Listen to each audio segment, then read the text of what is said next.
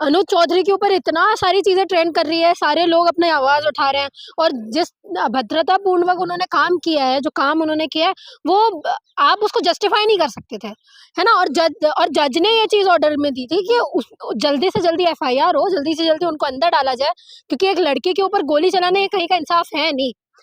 पर उस जज का ही ट्रांसफर हो जाना, तो मतलब आप ये सोचिए कि आप कैसे लोगों को बिठाना चाहते हैं।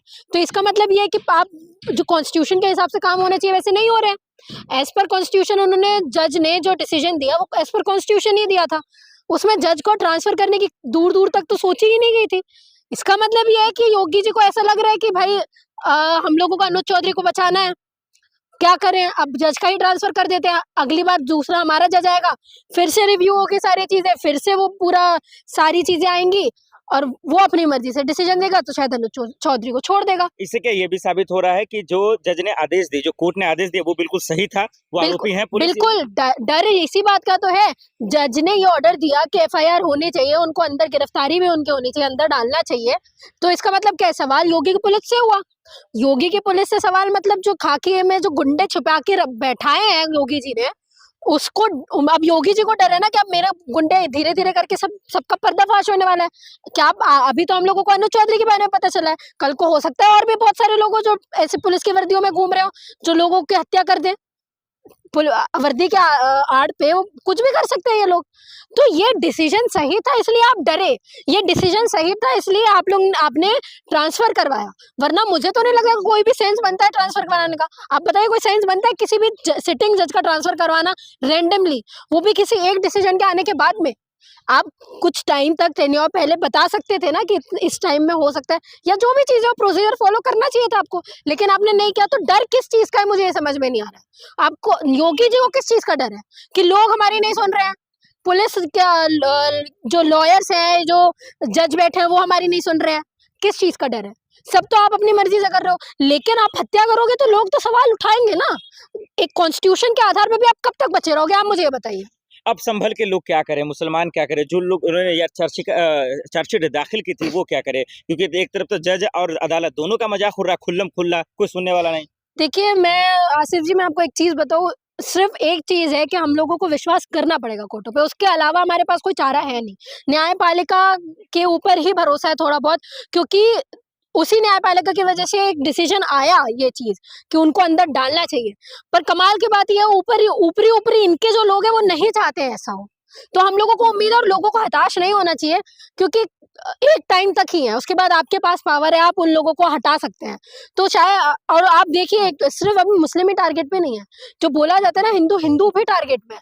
यूपी में या भारत देश में भी हिंदू कोई सुरक्षित है नहीं, वो उनको लग रहा है, वो उनको दिमाग में उनका जुमला दे दिया गया कि वो सुरक्षित है, उनकी बातें हो रही है, लेकिन वो है नहीं। मारा उनको भी जा रहा है, पीटा उनको भी जा रहा है, ठीक है, जॉब्स उनको भी नहीं मिल रही है। तो आप लोगों को यूनाइट होने की जरूरत है, आप लोगों को बोलने की जरूरत है, आप लोगों को सड़कों पर उतरने की जरूरत है।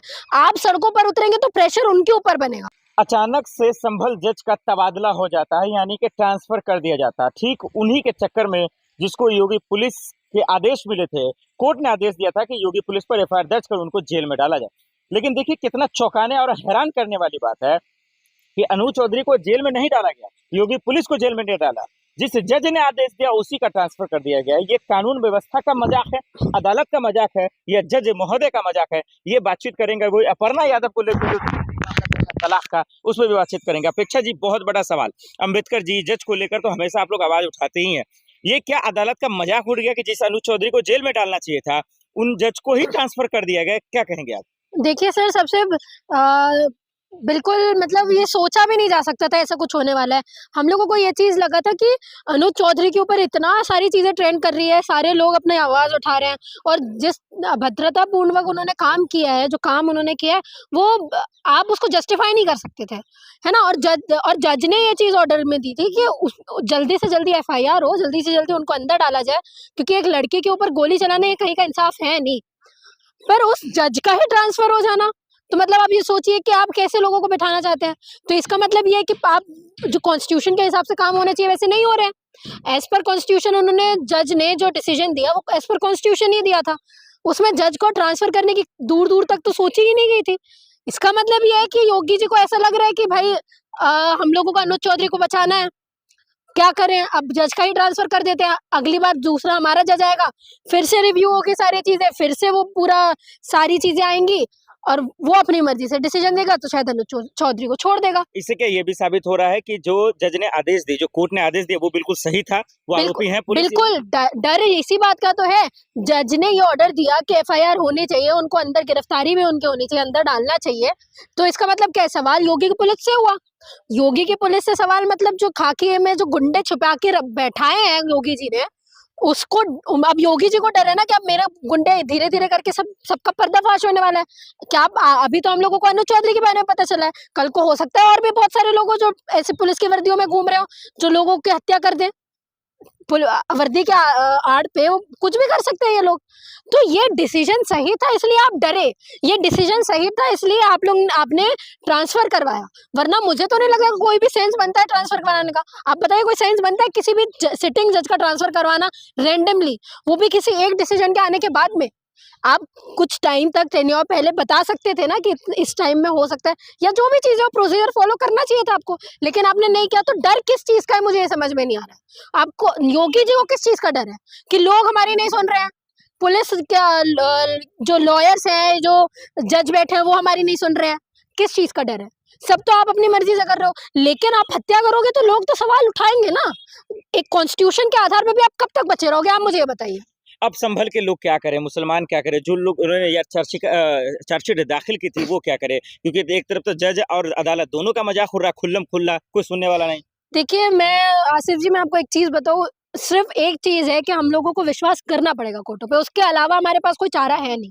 न्यायपालिका के ऊपर ही भरोसा है थोड़ा बहुत, क्योंकि उसी न्यायपालिका की वजह से एक डिसीजन आया ये चीज कि उनको अंदर डालना चाहिए।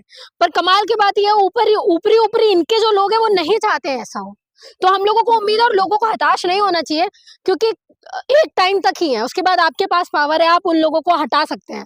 तो चाहे और आप देखिए सिर्फ अभी मुस्लिम ही टारगेट पे नहीं है, जो बोला जाता है ना हिंदू हिंदू भी टारगेट पे है। यूपी में या भारत देश में भी हिंदू कोई सुरक्षित है नहीं, वो उनको लग रहा है, वो उनको दिमाग में उनके जुमला दे दिया गया कि वो सुरक्षित है, उनकी बातें हो रही है, लेकिन वो है नहीं। मारा उनको भी जा रहा है, पीटा उनको भी जा रहा है, ठीक है, जॉब्स उनको भी नहीं मिल रही है। तो आप लोगों को यूनाइट होने की जरूरत है, आप लोगों को बोलने की जरूरत है, आप लोगों को सड़कों पर उतरने की जरूरत है। आप सड़कों पर उतरेंगे तो प्रेशर उनके ऊपर बनेगा।